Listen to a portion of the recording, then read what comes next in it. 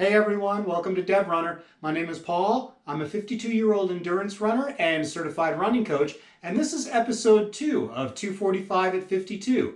In this series, I will be detailing my training as I work towards a 2-hour and 45-minute marathon attempt, which will take place at the Kiawah Island Marathon on December 11th, 2021. This week, I'll be detailing my training from August 16th through the 22nd, so here we go.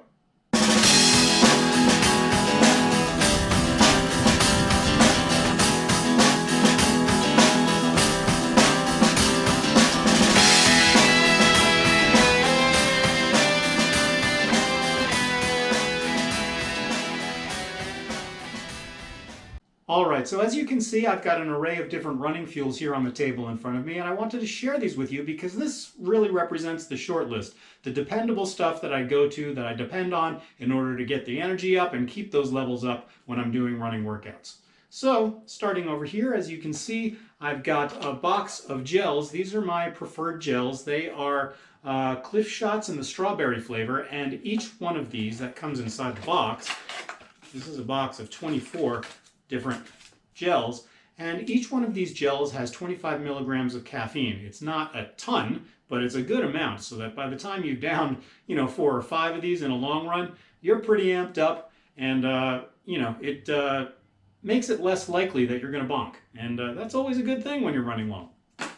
So on top of that, when I don't want calories but I want a boost, whether that be on a long run or more of a speed workout, that's when I go to Run Gum. And this very quickly, as of a couple of years ago when I first discovered it, became a favorite of mine because it allows you to get an energy boost from caffeine without having to take in calories. So if you just need a boost, like at the end of a long run, at the end of a race, or if you're doing speed work at the track and you don't really want to get sugared up, but you need a quick boost, this gets the job done. And inside this box there are 5 packs of gum. There are actually 2 pieces in each packet here, and that each one of those pieces of gum has 50 milligrams of caffeine, so it's a good shot. Now, I never run, especially in the summer, without good old liquid water.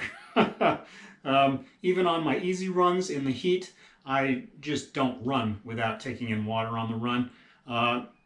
Whether it's just straight water that I'm drinking, or it's water with fuel, or if it's Gatorade, in fact, I always drink on a regular schedule. For me, that's every half mile. Whenever I look down at my watch and I see a half mile has gone by, I always get a sip. I try to keep it right at 1 ounce so that I'm getting a regular influx of liquid, a regular influx of dependable energy. And when I mix something into the water, at this point, for me, my favorite mixed fuel is Tailwind.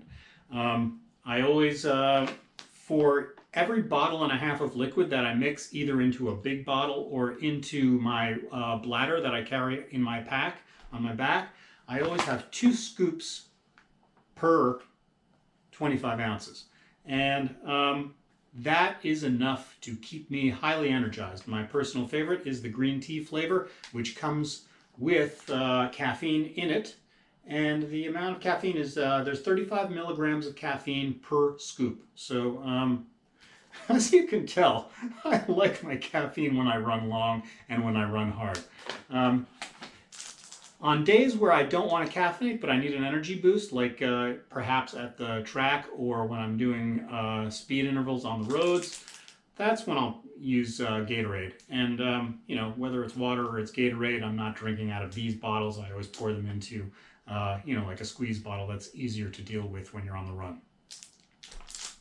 One thing I'd like to say up front is that I did all 7 of my runs in the past week on the treadmill. With the continuing ridiculously hot and humid weather here in North Carolina, it's the only way I'm going to hit my speeds and my paces, and I make no bones about it. If I need to, I'll go straight to the treadmill, even for the long runs. So with that said, let's get right into the details. So on Monday, August 16th, I did 7 miles easy on the treadmill, and for me, easy pace is 7.5 miles per hour, or 8-minute miles, and I basically just turned on the machine and went. So 56 minutes and 27 seconds later, I was done with the run, and I came upstairs nice and sweaty, nice and warmed up, and I did some free weights to keep my body strength up as well. So Tuesday, August 17th was a speed day, 10 miles on the treadmill. I wore my Adidas SL20s for that workout and basically spent the first 2 miles ramping up to 8.8 miles per hour, which is my aerobic pace. Then I interspersed 6 by 200 meter intervals at 10.5 miles per hour. Then I did 6 400 meter intervals at 10.5 miles per hour. Then I did 2 by 800 meter intervals at 9.5 miles per hour, or 620 pace per mile. And that, in fact, is my intended marathon pace for December. So on Wednesday, I did my 12-mile middle long run on the treadmill, and I did not take any fuel for that. I just had water to replenish the heavy sweating that I always seem to do, no matter where I run or when I run.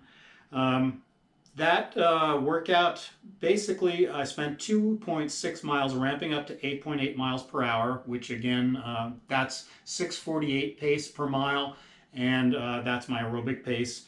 Then spent another 3.4 miles just cruising at 8.8 miles per hour. And then I did 3 miles at 8.9 miles per hour and 3 miles at 9.0, just 9 miles per hour flat, which is in fact 6:40 pace to end the last 3 miles of that run. So on Thursday, August 20th, I had a 10 miler, which was like a secondary speed workout day for me. I spent the first 2.6 miles of that 10 miler ramping up to 8.8 miles per hour, or 6:48 pace, and then I cruised, but I interspersed 6 by 400 meter intervals in there, done at 9.5 miles per hour. Again, my marathon pace, which is 6:20 per mile pace. Saturday was another easy day for me. I did 8 miles at 7.5 miles per hour, or 8-minute mile pace, and finished that run in an hour and 4 minutes. Again, I wore my Hoka Cliftons for that. So on Sunday, August 22nd, I did my long run. I went 17 miles that day, and I ran that as a mild progression run.